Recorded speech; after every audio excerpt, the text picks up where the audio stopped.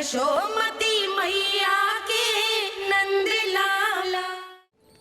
बोलो श्री नारायण भगवान की जय।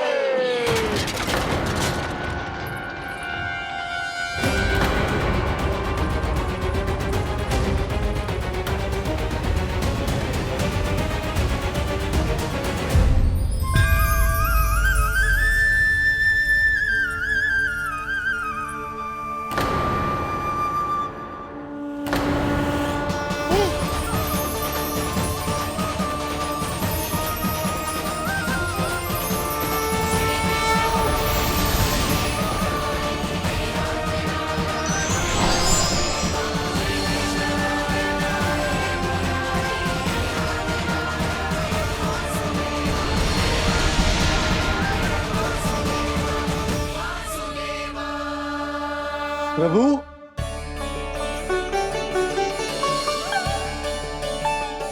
प्रभु, मैंने आपके अवतार को हानि पहुंचाने का प्रयास किया, फिर भी आपने मुझे दर्शन दिया। देने ही पड़े। तुम्हें मेरे चरणों का स्पर्श जो मिल गया।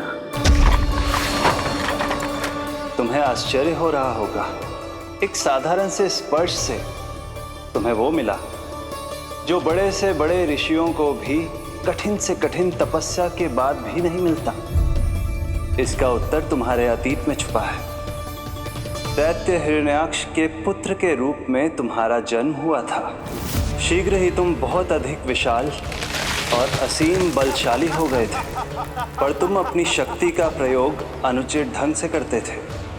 एक दिन तुमने महर्षि लोमस के आश्रम में बहुत ही उत्पात मचाया, हरे भरे वृक्षों को नष्ट कर दिया।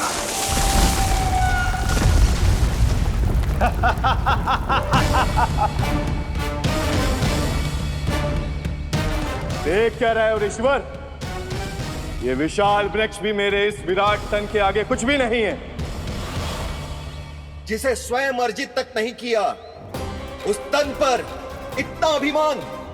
तो सुन ले, जिनसे तेरा तन बना है, उन्हीं पंच तत्वों में इसी क्षण ये विलीन हो जाएगा।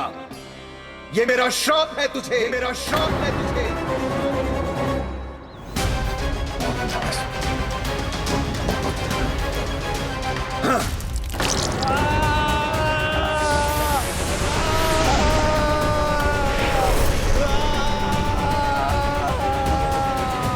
पर तभी तुम्हें अपनी भूल का आभास हुआ और ऋषि लोमस से तुमने क्षमा याचना की।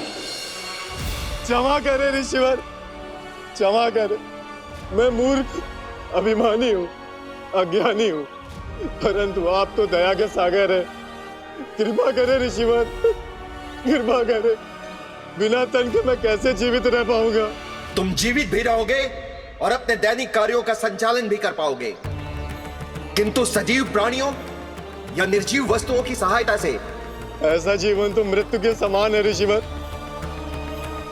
इससे अच्छा है आप मुझे जीवन से मुक्ति दे दो। मुक्ति भी अवश्य मिलेगी तुम्हें, पर जब तुम परम प्रभु श्री हरि नारायण के चरणों का स्पर्श करोगे, चरणों का स्पर्श करोगे। और यही नहीं शक्तासुर, कल जब तुम मुझे खोज नहीं पा रहे थे, तब भी तुमने हार नहीं मानी। 7 प्रहर तक 7 बार मेरी और मेरे गोकुल की परिक्रमा की।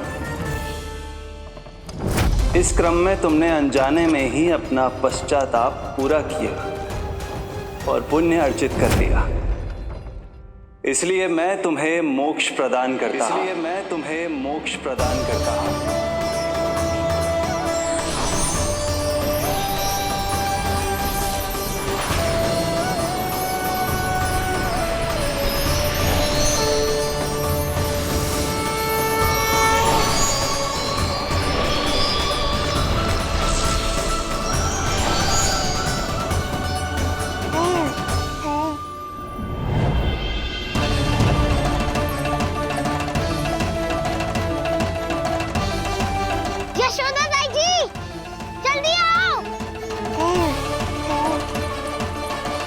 नीलमणि, मेरा लल्ला।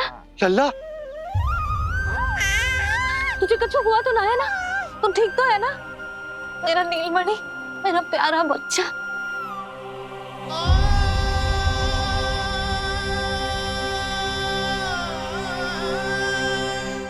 भोला, बंसी, ये सब क्या है?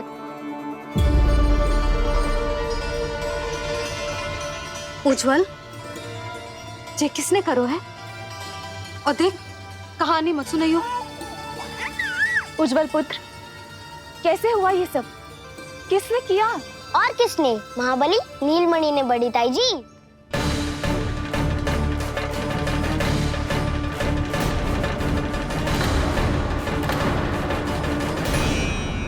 जी क्या बोल रहे हो? सच्ची सच्ची बता। लो, फिर फंस गया उज्जवल। मैं सच्ची कह रहा हूँ। अचानक तीव्र वेग से वायु चली।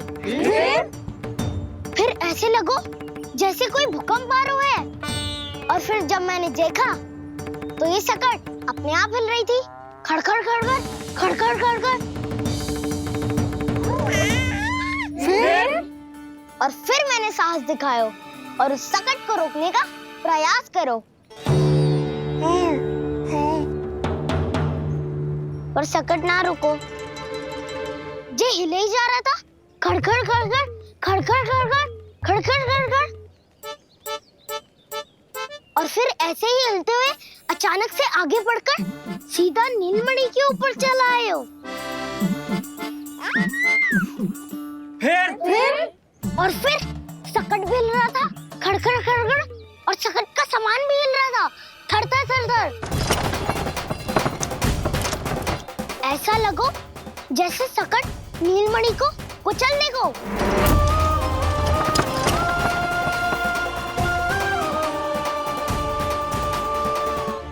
पर तभी जे जाग गए हो।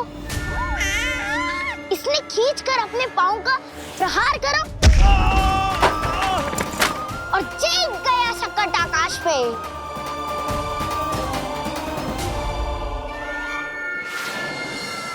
और फिर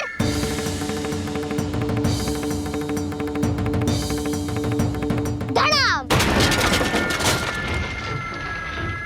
सब भूमि पे गिरकर चकनाचूर।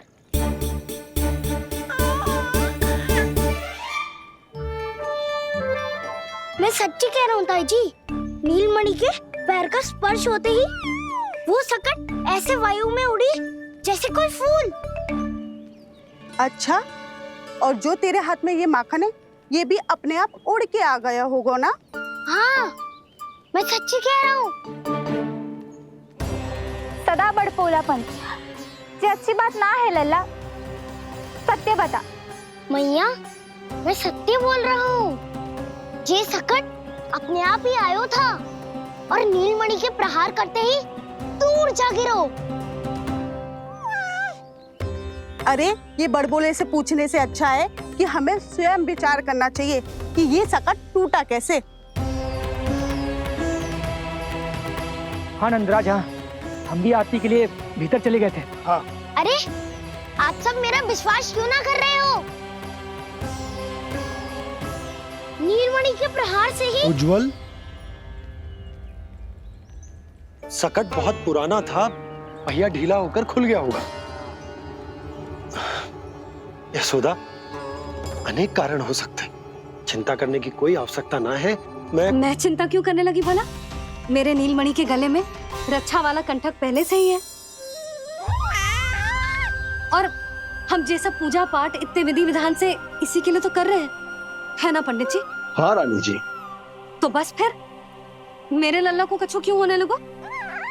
और आप सब स्वयं ही देख लो ना, जे इतना बड़ा सकट टूट के बिखर गया है, किंतु मेरे लल्ला को एक खरोच भी ना आई। इसका अर्थ तो यही है ना कि हम जो भी कर रहे हैं सही कर रहे हैं। मुझे चिंता करने की कछु आवश्यकता ही ना है। चलो सब भीतर चलते हैं। हाँ हाँ, लल्ला को भूख भी लगी आई होगी। चल।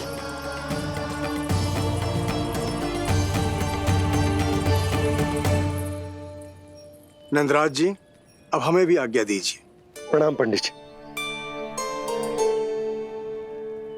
ध्यान कहाँ था तुम दोनों का? और अधिक सावधान रहने की आवश्यकता थी ना? क्षमा कीजिए नंदराज।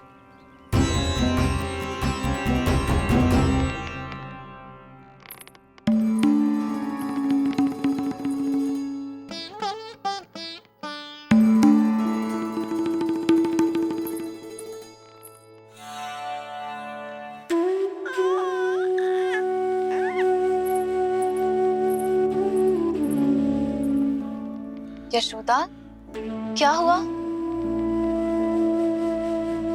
बोलो ना, क्या सोच रही हो? मुझे बहुत चिंता हो रही है जीजी।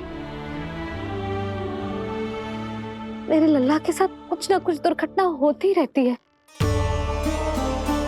अरे, अभी बाहर ही तुम सबको समझा रही थी, अब भीतर आते ही क्या हो गया तुम्हें? बाहर समझाने वाली मैं ना थी जिज्जी, वो तो गोकुल की रानी जसोदा थी। किंतु भीतर से मैं अपने नीलमणि की मैया हूँ, बस। और एक मैया को कितनी चिंता होती है, इसे आपसे अधिक कौन जान सकता है। बहुत बड़ा धक्का लगा है मैया को इस घटना से। अब तो ये मेरी रक्षा के लिए और भी अधिक चिंतित हो जाएंगी। यंत्र का कंठक, पूजा पाठ, इतने सारे प्रहरी, सुरक्षा के प्रबंध, यदि इतने सबके बाद भी मैं अपने लल्ला की रक्षा न कर पाई तो मुझसे अधिक अभागी कौन हो सकती है। मैं तुम्हारे मन की दशा समझती हूँ यशोदा। इसी चिंता के कारण ही तो मैंने आज तक अपने पुत्र को छुपा कर रखा है। मैं जानती हूँ जिज्जी, मैं समझती हूँ। मैंने तो नीलमणि के लिए इतने सारे संस्कार भी करो है, पूजा पाठ की है, किंतु मैंने तो आज तक अपने पुत्र का एक भी संस्कार नहीं किया है। आंसू पोंछ लीजिए बड़ी माँ, शीघ्र ही सब कुछ ठीक हो जाएगा।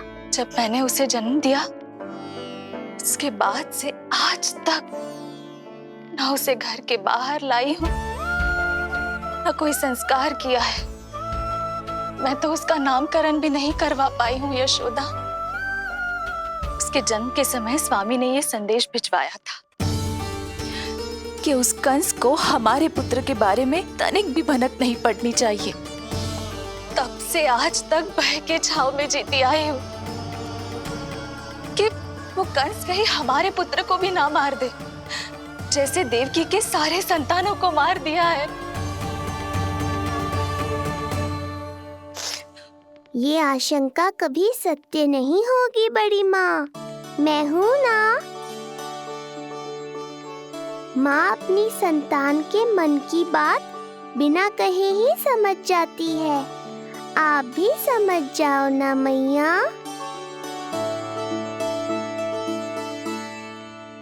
जीजी, हमें रोना ना चाहिए।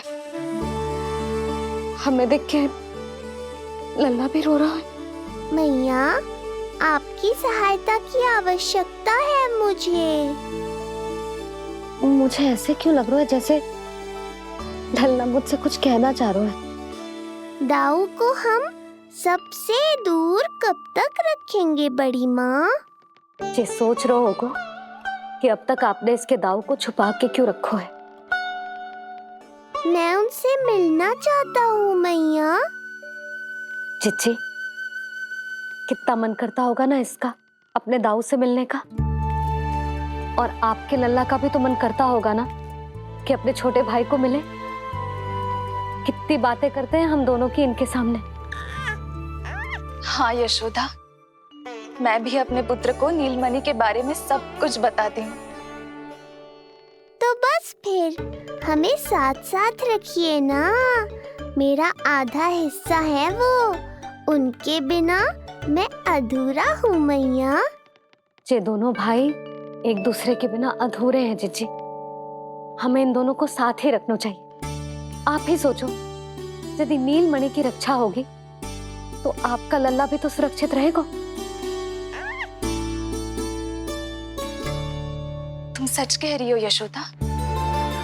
हमें इन दोनों को मिलाना चाहिए और साथ में ही रखना चाहिए, सुरक्षित।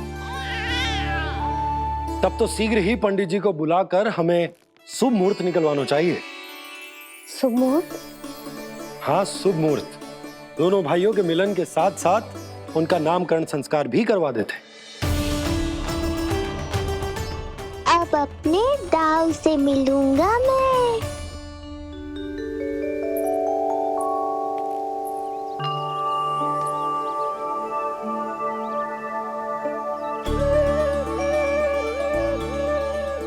ऋषिवर की दिव्य आभा के कारण ये वातावरण कितना शुद्ध, कितना पवित्र लग रहा है ना। हाँ देवकी, इनका तेज ही ऐसा है कि इनके निकट केवल पवित्रता ही वास कर पाती है। किसी भी प्रकार की दुष्टता इनके पास जाने से पहले ही नष्ट हो जाती है।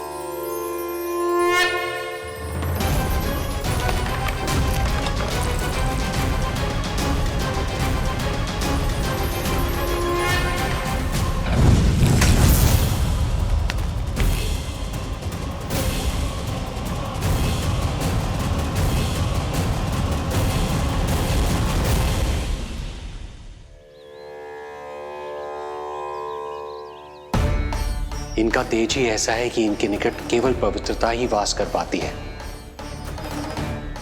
किसी भी प्रकार की दुष्टता इनके पास जाने से पहले ही नष्ट हो जाती है। यदि महर्षि की इच्छा के बिना मैंने भीतर प्रवेश किया तो कहीं ये मुझे श्राप ना दे दे। नहीं, इससे तो अच्छा है कि मैं यहीं आश्रम के बाहर रुकूं और यहीं से इन दोनों पर दृष्टि रखूं।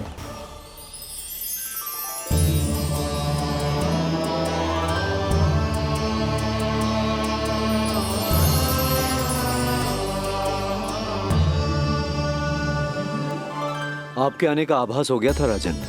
गुरुदेव, जो संतानें हमने खो दी है उनका श्राद्ध करवाने की विनती लेकर हम आपके पास आए हैं। आपका आना व्यर्थ नहीं जाएगा राजन, परंतु मुझे आभास हो रहा है श्राद्ध कर्म इस भेंट का एकमात्र कारण नहीं है।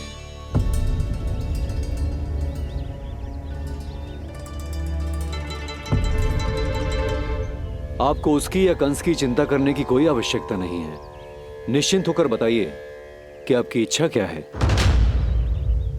गुरुदेव, वर्तमान में मेरी प्रथम पत्नी रोहिणी पुत्र सहित गोकुल में निवास कर रही है। हमारे उस पुत्र का और भाभी यशोदा के पुत्र का नामकरण संस्कार करवा दीजिए। बस यही हमारा सौभाग्य होगा।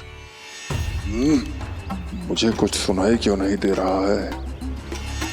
देवी रोहिणी से उत्पन्न आपका पुत्र यादव कुल का राजकुमार है और यादवों का गुरु होने के नाते उसका संस्कार कराना हमारा कर्तव्य है।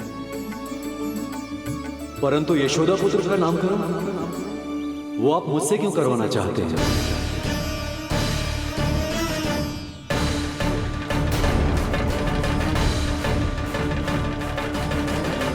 गुरुदेव, सत्य ये है कि रुक क्यों गई रानी देवकी? आपके मन में जो कुछ है कहिए। ये कैसी दुविधा में फंस गया मैं। यदि मैंने गुरुदेव को यशोदा पुत्र का सत्य बताया तो कंस को भी पता चल जाएगा, और यदि नहीं बताया तो कहीं ऐसा ना हो कि ऋषिवर ही बुरा मान जाए। लगता है आप दोनों की दुविधा मेरे अनुमान से भी बहुत बड़ी है। अपनी या अपने पुत्र की कुंडली लाए हैं राजन? जी गुरुदेव, अपनी कुंडली है मेरे पास। देवकी,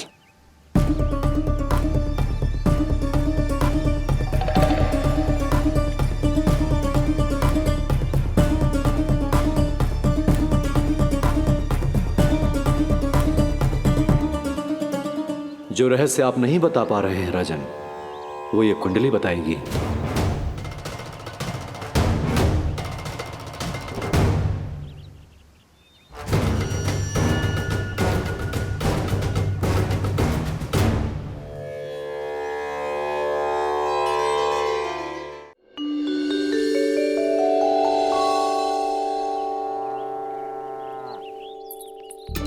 लल्ला बता कैसी है जगदा? मैया को हो क्या गया है आज? देख सही सही बताइयो।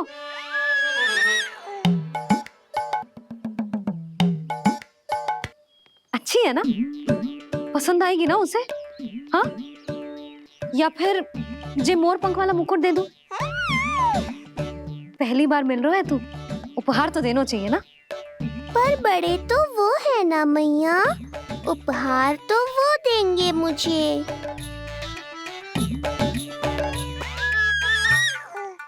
ना ना, मोर पंख वाला मुकुट तो मेरे लल्ला का है ना, जे ना दे सकते।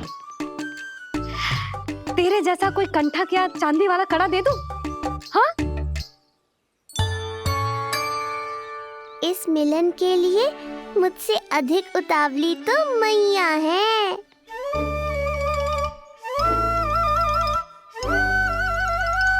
अच्छा जे उपहार छोड़, तू तो जे बता कि तू उसे बुलाएगा क्या कह के? अन्य सभी के जैसे बड़े भैया या गांव वालों के जैसे दद्दा बुलाएगो, या फिर बड़े नगरों में जैसे बुलाते हैं ज्येष्ठ ज्येष्ठ भ्राता बुलाएगो, या फिर प्रेम से बुलाएगो दाऊ दाऊ बुलाएगो ना?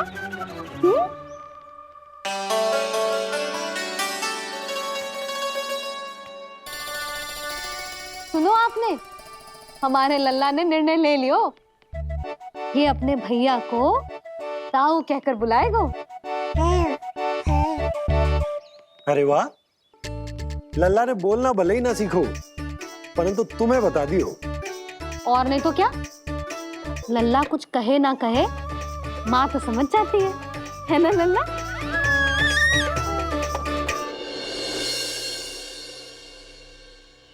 और इसने दाऊ वाली बात पे हाँ भी की है। हाँ हाँ तो सदानंद जी ने भी कर दी है। लो मैं तो भूल ही गई, क्या कही पंडित जी ने? बता तो ना यशोदा, बाहर से आया हूँ, हाथ पैर तो धो लूं। हाँ दे लो। अब बताओ कब का मुहूर्त निकालो है? तनिक हाथ मुंह पूछ लो। अब बताओ क्या कही उन्होंने? यशोदा थक गए हूँ, तनिक सांस तो लेने दो। बाहर से आया हूँ, जल ना पूछोगी?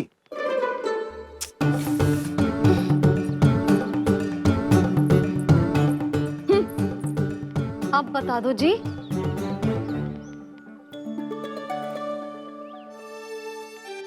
बाबा अब बता भी दो, नहीं तो खेल खेल में खेल हो जाएगा।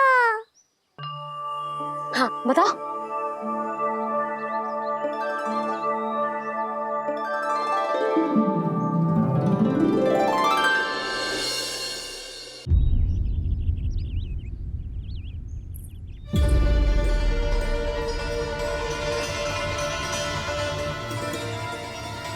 हो क्या रहा है वहां? ये क्या दिया है राजकुमारी ने? गुरुदेव, शीघ्र ही कोई मुहूर्त बता दे तो बड़ी कृपा होगी। नंद महाराज, अब क्या नामकरण का मुहूर्त भी मुहूर्त निकाल के बताओगे आप? हैं? क्रोधित क्यों हो रही हो यशोदा? बता तो हूँ, धैर्य धरो। हाथ मुंह धो लिया, जल पी लिया, विश्राम कर लिया, अब कितनी प्रतीक्षा करवाओगे? हैं? मैं सब समझ रही हूँ, आप जानबूझ के मुझे सताने के लिए ना बता रहे। मैया कितनी भोली है बाबा, आप क्यों सता रहे हो उन्हें? अरे बस बस बस, इतना भावुक होने की आवश्यकता ना है। बता तो, पंडित जी ने बताया है एक बहुत ही शुभ मुहूर्त आने वाले सप्ताह में ये है। और जानती हो जिस शुभ मुहूर्त किस दिन पड़ेगा? जिस दिन हमारा लल्ला पूरे 100 दिन का हो जाएगा। इससे अच्छा मुहूर्त तो हो ही नहीं सकता। धन्यवाद गुरुदेव।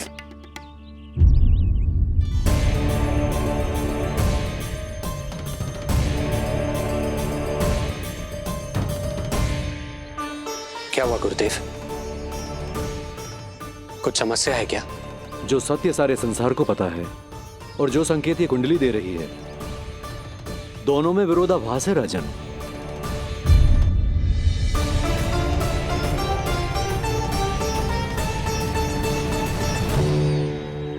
मैंने कहा ना राजन, उसकी चिंता करने की आवश्यकता नहीं है। ये कुंडली मुझसे कह रही है कि आपके भाग्य में केवल पुत्र थे। आपके भाग्य में केवल पुत्र थे, तो पुत्री कैसे हुई? इस कुंडली के अनुसार आपकी दोनों पत्नियों के एक एक पुत्र जीवित हैं।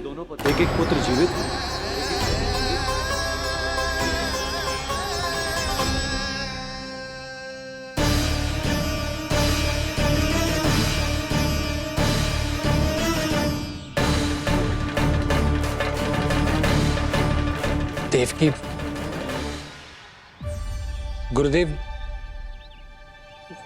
गुरुदेव मैं कुछ कैसे? कहने की आवश्यकता नहीं है राजन, मैं जानता हूं मेरे प्रश्नों के उत्तर कहां मिलेंगे। अरे कौन से प्रश्न और कैसे उत्तर? किस बारे में बात कर रहे हैं? ये लोग जो भी बात कर रहे हैं वो मुझे सुनाई क्यों नहीं थी? सही समय की प्रतीक्षा कीजिए राजन, आपके दोनों कार्य पूर्ण होंगे।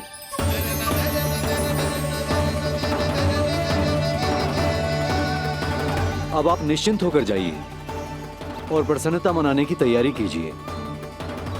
आपका बहुत बहुत धन्यवाद गुरुदेव। प्रणाम।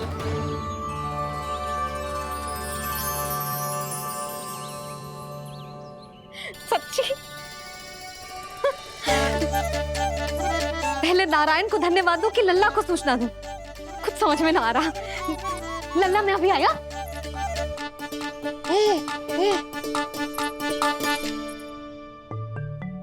आपका बहुत बहुत धन्यवाद नारायण। अब शीघ्र ही मेरे लल्ला और उसके दाऊ को उनके नाम मिल जाएंगे, वो नाम जिससे वे पूरे संसार में पहचाने जाएंगे। अब लल्ला को बताती हूँ। लल्ला, तू जैसे ही 100 दिवस का हो जाएगा, तेरा और तेरे दाऊ का नामकरण हो जाएगा।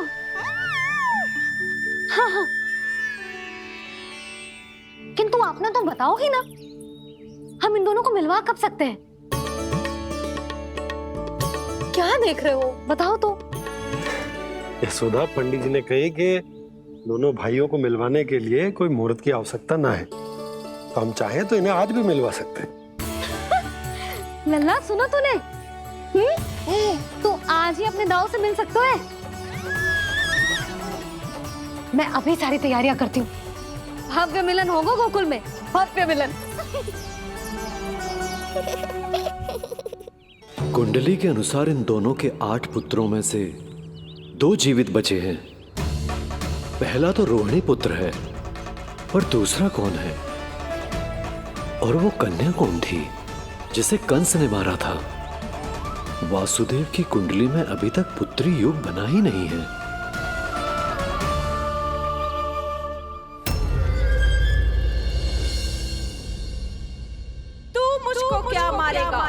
अपनी आयु संभाल, काल तेरा अवतरित रूप है उसका उपाय।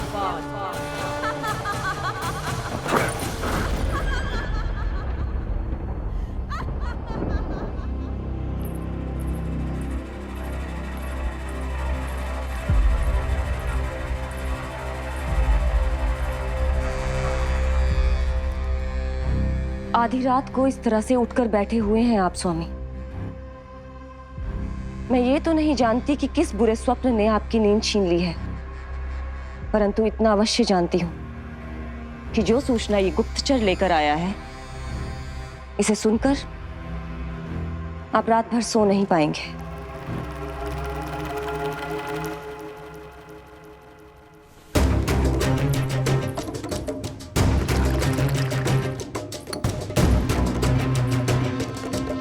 क्या सूचना है? महाराज, उत्कच मारा गया।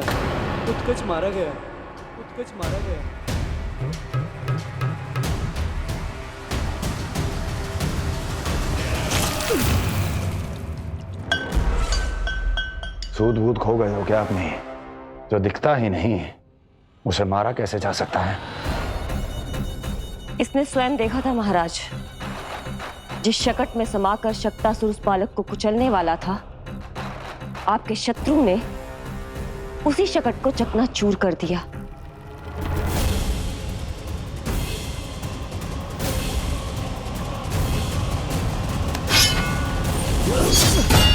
महाराज क्षमा।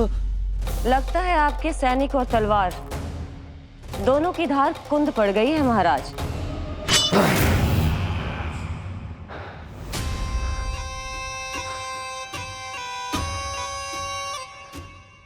इस तलवार की धार पर अब तभी विश्वास दृढ़ होगा जब ये उस बालक के रक्त से स्नान कर लेगी।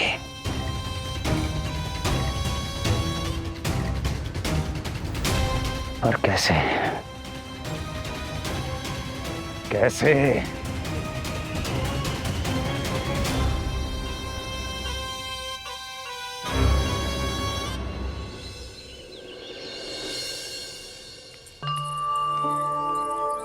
कैसी लगी तुझे दाऊ से मिलने की तैयारी?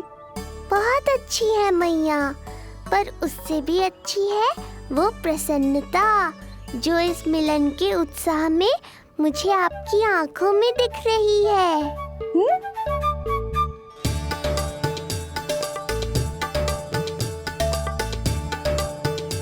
यशोदा, तुमने तो दो भाइयों के मिलन को भी त्योहार बना दिया। हाँ तो ये किसी त्योहार से कम थोड़ी ना है। ये शुभ दिन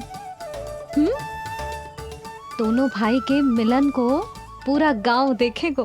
तो फिर अब बड़ी मैया को बुलाओ ना मैया। यशोदा जी, रोहिणी जीजी इतनी प्रतीक्षा क्यों करवा रही है? इतने दिवस से छुपा के रखे लल्ला को, अब तो शीघ्रता करनी चाहिए ना, है ना भाभी? प्रतीक्षा अवश्य की है, किंतु फल भी तो मीठा मिलेगा। आती होंगी रोहिणी जीजी।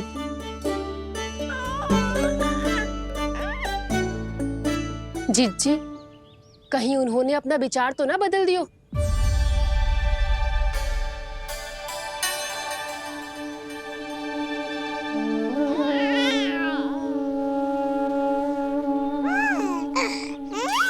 कितनी शीघ्र चिंतित हो जाते हो आप सब। देखो आ रहे हैं वो। लाल छुपा रखने को विवश थी नियति की सताई, भूल के भय माज प्रभु की जग सम्मुख है लाई।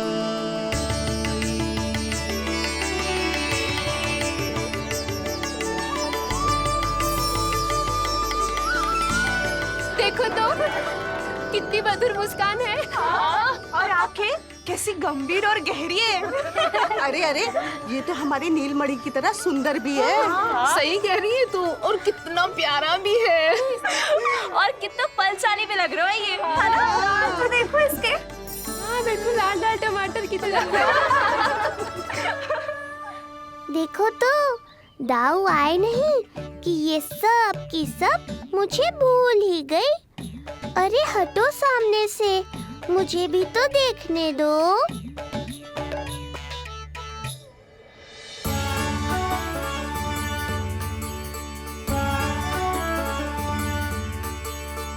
मैया सहायता करो ना।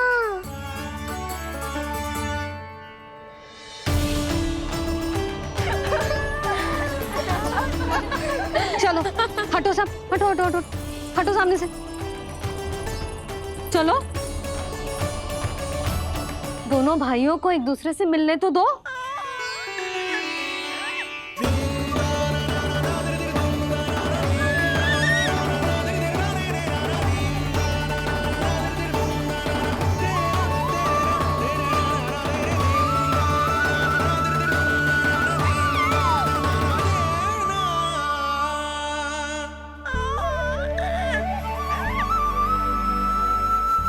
चल लल्ला, चल आजा। देख लल्ला, आ गए जे तेरे भैया, तेरा दाऊ। जी भर के बातें करो, और निहारो एक दूसरे को। लाओ जिज्जी, आजा। ये रहे तेरे दाऊ। आओ जिज्जी।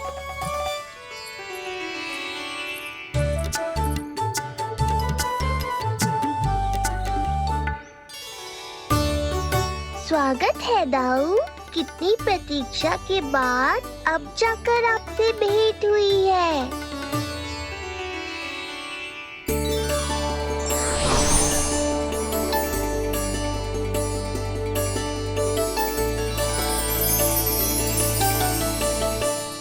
क्या हुआ दाऊ? मुझे पहचान नहीं पा रहे? कितनी देर लगाओगे दाऊ? अब तो पहचान लो, छोटा भाई हूँ आपका।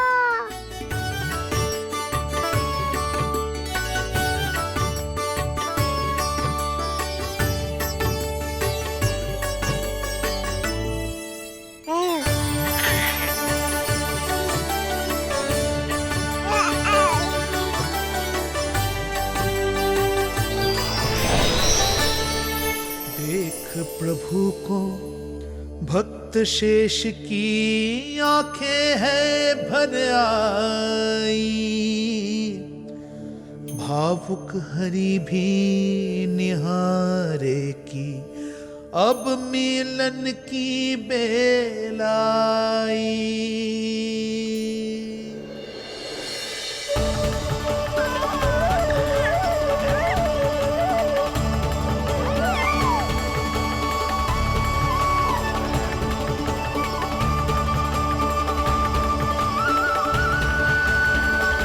प्रभु, आपके दर्शन पाकर मैं धन्य हो गया। प्रभु नहीं, छोटा भाई पुकारो शेष। ये कैसे संभव है? आप नारायण हैं, मेरे प्रभु। ये जानते हुए भी मैं आपसे बड़ा कैसे बन सकता हूँ? हर दुविधा की तरह इसका भी समाधान है शेष। अब तो हम एक दूसरे से मिल भी चुके हैं। पृथ्वी पर हमारा सूत्र जुड़ चुका है, इसलिए समय के साथ तुम ये भूल जाओगे कि तुम्हारा ये भाई मेरा ही अवतार है। ये क्या कह रहे हैं प्रभु? वही जो आवश्यक है। नहीं तो तुम नीलमणि के बड़े भाई होने का कर्तव्य कैसे निभाओगे? कैसे डांटोगे मुझे? और बड़े होने के नाते मुझ पर अधिकार कैसे दिखाओगे? पर प्रभु, पर किंतु परंतु ये सब भूल जाओ शेष। आज से इसी क्षण से मैं हूं तुम्हारा छोटा भाई और तुम मेरे ताऊ। मैं हूं तुम्हारा छोटा भाई और तुम मेरे ताऊ। नारायण नारायण दाऊ। दोनों इतने सुंदर लग रहे हैं, मेरी तो दृष्टि भी ना हट रही इससे। कहीं मेरी ही दृष्टि ना लग जाएगी। ये तो प्रतिदिन की कथा है दाऊ। हे नारायण, मेरे कानों से तो अभी से रक्त निकलने लगा। आदत डाल लो दाऊ, अब तो सहना ही पड़ेगा। वो देख रहे हो, सुलक्षणा चाची सबसे अधिक चतुर यही है। केवल अधिक चतुर ही नहीं नीलमणि, बहुत अधिक सयानी भी है ये। बिल्कुल सही पहचाना दाऊ, पर आप चिंता मत करो, मैं हूँ ना, मैं संभाल लूंगा इन सबको।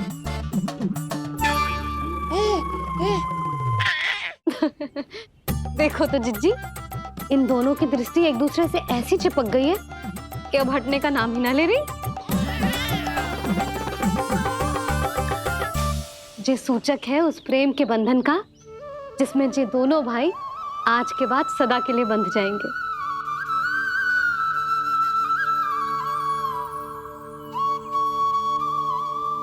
मुझसे भूल हो गई यशोदा, मैंने इन दोनों को पहले ही मिलवा देना चाहिए था।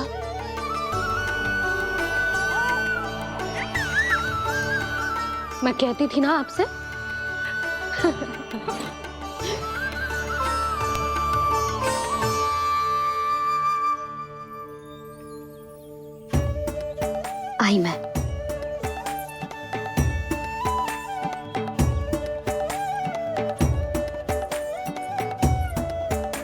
क्या सोच रहे हो ऐसे खड़े खड़े?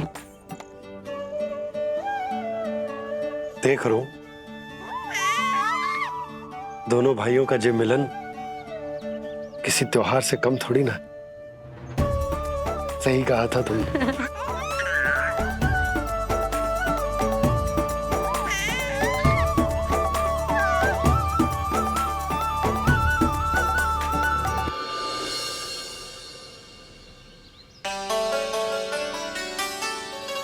सुना ना तूने जो गोपिया क्या कह रही थी कि नीलमणि का दाऊ कितना बलशाली है। इसका तो यही अर्थ हुआ ना कि नीलमणि अपने दाऊ जितना बलशाली ना है। अब समझा मैया कि आज मुझसे इतना व्यायाम क्यों करवाया जा रहा है। पर मुझे पता है मेरा नीलमणि सबसे अधिक बलशाली है। हाँ। उज्जवल ने कही थी ना, नीलमणि ने यूं उड़ा दिया था काले कौवे को मथुरा की ओर। और उज्जवल ने तो ये भी कही थी कि नीलमणि ने अपने पांव से सकट पे प्रहार भी किया था। कैसे किया था प्रहार? ऐसे किया था। लग गई मैया को। कैसे किया था? फिर से बता कैसे किया था?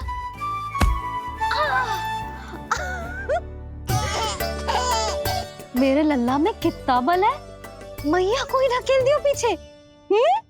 अच्छा ही है कि आप उज्जवल के कहे को गंभीरता से नहीं ले रही, नहीं तो आपका ये रूप मैं कैसे देख पाता मैया।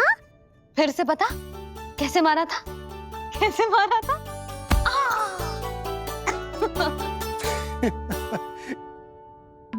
लल्ला तू बड़े के जैसे कब से हंसने लगो?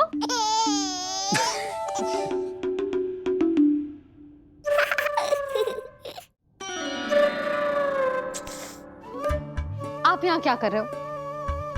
छुप छुप के मैया और लल्ला को खेलते हुए देखने के अतिरिक्त और कोई कार्य ना है आपके पास? कार्य तो है, पर यह अधिकार भी है कि मैं अपनी बड़ी सी पत्नी को अपने छोटे से लल्ला के साथ छोटे बालकों की तरह व्यवहार करते हुए देखूं। हाँ? अब देख लियो ना, अब जाओ अपना कार्य करो। कार्य तो कर लूंगा, परंतु मेरा पेट मुझसे कह रहा है कि इसे भूख लगी। भूख लग गई? भोजन का समय होगा। अभी लगाती हूँ भोजन।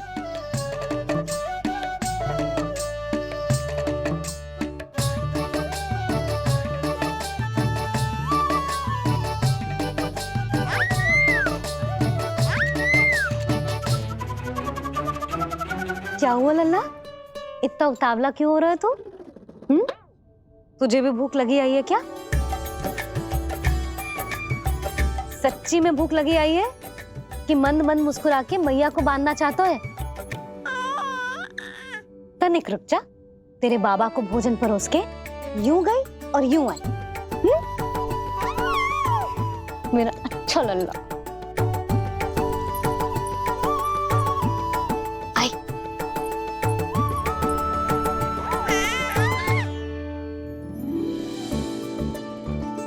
आज केवल रोटी है खाने में?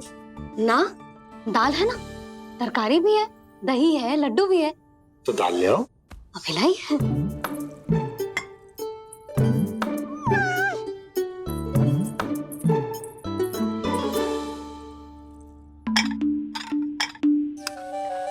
अवश्य भूख ही लगी होगी उसे। यशोदा, दही नहीं दाल। क्षमा करना, भूल हो गई।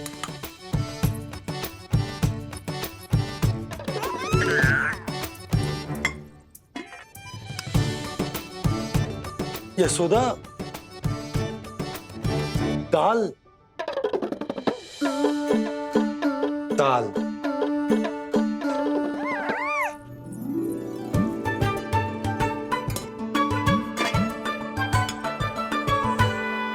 अब ऐसे क्या देख रहे हो? बोला ना भूल हो गई। सब मिला के खा लो, पेट में तो मिलना ही है।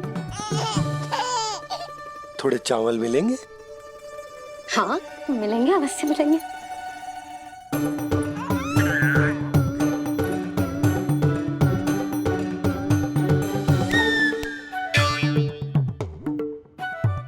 लड्डू नहीं, चावल।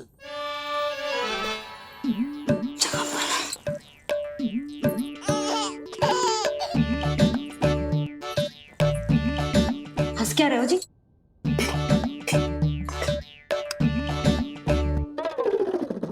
आज व्यायाम भी बहुत कस के करवाओ था मैंने, कहीं अधिक भूख तो ना लगी होगी। सच्ची है सुधा, बिल्कुल ना बदली तू। पहले रामू की चिंता में व्याकुल रहती थी और अब हम नीलमणि में तुम्हारा मन लगा रहते।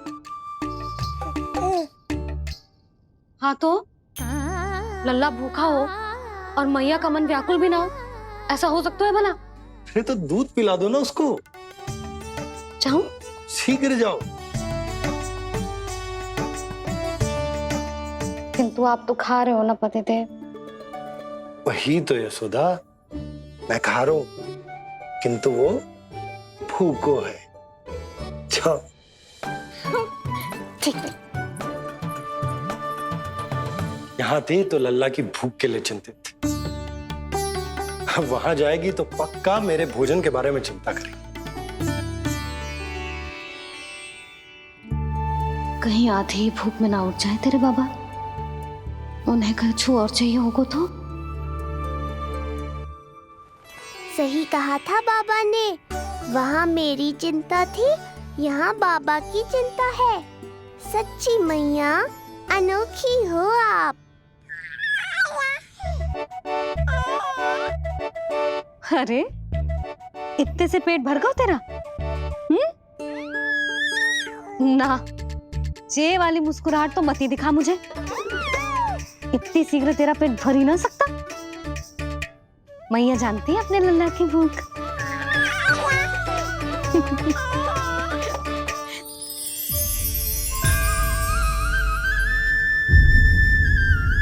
ये क्या है लल्ला? ये क्या था तेरे मुंह में? दिखा दिखा।